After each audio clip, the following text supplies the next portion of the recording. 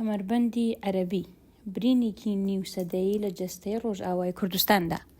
شارپریس راپۆرتی کەنداڵ جودی دوای تێپەڕبوونی زیاتر لە نیوسەدا پرۆژەی کەمەربەندی عەرەبی هێشتا وەک یەکێک لە کێشەهەرە پڕمشت و مڕەکان لە ڕۆژئاوای کوردستاندا ماوەتەوە. پرۆژەیە کە کاریگەریەکانی تەنها لە مێژوودا قەتیش نەماون، بەڵکو تاوەکو ئەمڕۆژ ڕنگدانەوەی بەردەوامیان لەسەر ژیانی کوردان، مافی خاوەنداریەتی و گۆڕینی دیموگرافیای ناوچەکە جێهێشتووە.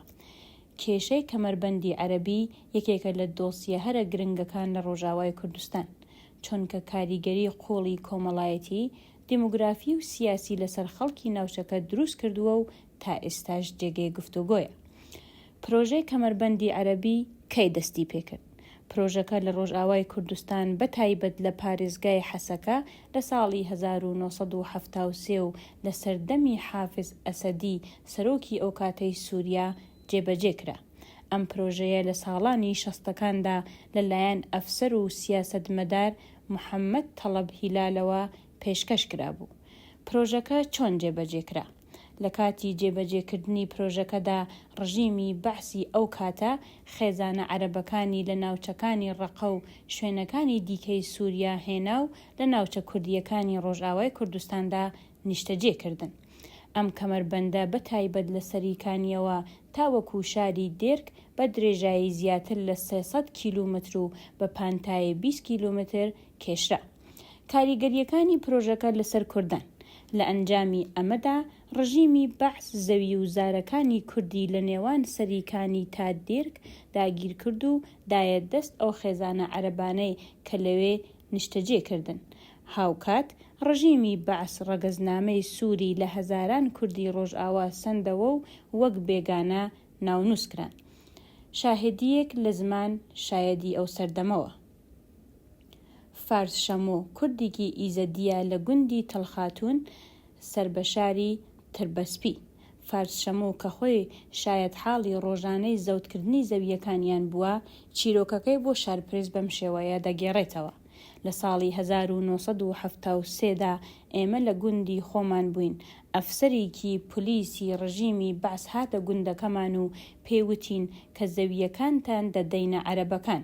ئێمە دژی وەستاینەوە و کاتێک خێزانە عەرەبەکان هاتن چوینە بەردەمیان، بەڵام ڕژیمی بەعس لەو کاتەدا هێزێکی گەورەی هێنایە ناوچەکە و هێرشی کردە سەرمان.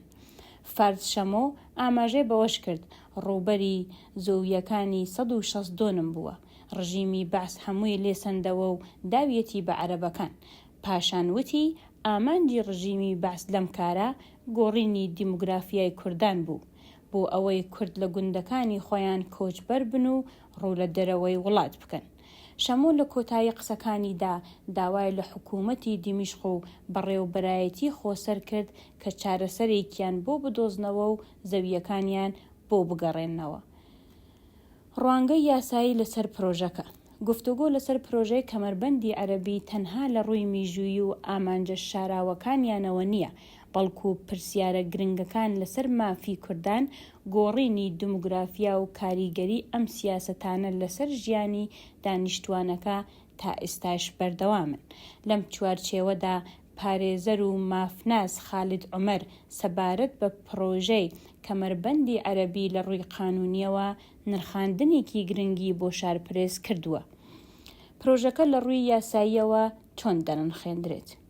خالید عومەر لە سەرەتای قسەکانیدا تیشکی خستە سەر نرخاندنی پرۆژەی کەمەربەندی عەرەبی لە ڕووی مافەکانی مرۆڤەوە وتی ئەم پرۆژەیە لە ڕووی یاسایی و مافەکانی مرۆڤەوە بە گوێرەی مادەی 7 پەیماننامەی ڕووماڵی دادگای نێودەوڵەتی تاوانی ساڵی 1998 وەک تاوان دژی مرۆڤایەتی هەژمار دەکرێت. پارێزەر خالید عومەر جەختی کردەوە پرۆژەی کەمەربەندی عەرەبی کە ئامانجی سەرەکی گۆڕینی دیموگرافیا بوو لە ڕێگەی زەوتکردنی زەویەکانی کورد و دابەشکردنیان بەسەر عەرەبەکاندا کاریگەریکی وێرانکەری لەسەر مڵک و ماڵی کوردان و جێگیربوونیان لەسەر زەیدی خۆیان دروست کردووە.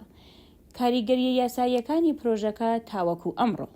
لەسەر پرسیاری کەنداڵ جودی پەیامنێری شارپرس سەبارەت بەوەی کە ئایا کاریگەری یاسایی ئەم پرۆژەیە تا ئێستا چییە؟ یاساناس خالید عومەر وتی تا ئێستاش کوردان بێبەشن لە ماف و مڵکەکانیان، واتە تا ئێستا زەویەکانی کورد نەگەیەنراونەتەوە. لە هەمان کاتدا ئەو عەرەبانەی کە خەڵکی ناوچەکە نین بە زەبری هێز لە ناوچە کوردیەکاندا نیشتەجێکراون و زەویەکانی کوردیان بەسەردا دابەش کراوە.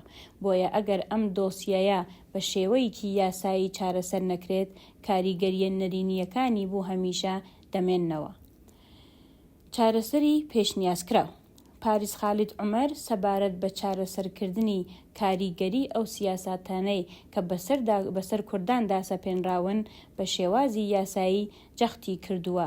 چارەسەرکردنی دۆسیەی کەمەربەندی عەرەبی دەبێت لە ڕێگەی دەرکردنی یاسایی تایبەتەوە بێت کە تێدا زەویەکان بۆ خاوەن ڕەسەنەکانیان بگەڕێندرێتەوە، واتە کوردان دووبارە زەویەکانی خۆیان بەدەست بهێننەوە. لە هەمان کاتدا دەبێت قەرەبووی دارایی ئەو زیانانە بە کوردان بدرێت کە لە ساڵانی حەفتاکانەوە تا ئێستا بەهۆی پرۆژەی کەمەربەندی عەرەبیەوە لێیان کەوتووە. هەروەها ئەو عەرەبانەی کە هێنراونەتەوە ناوچە کوردیەکان پێویستە بە گوێرەی یاسا بگەڕێندرێنەوە بۆ شوێن و ماڵ و مڵکی ڕەسەنی خۆیان لە ڕەقە. بۆ ئەوەی مێژووی پرۆژەی کەمەربەندی عەرەبی و ئەو بارودۆخە سیاسیەی بووە هۆی دەستپێکردنی پرۆژەکە باشتر تێبگەن. پێویستە بگەڕێنەوە بۆ سەرچاوە مێژووەکان و ڕای پسپۆڕان.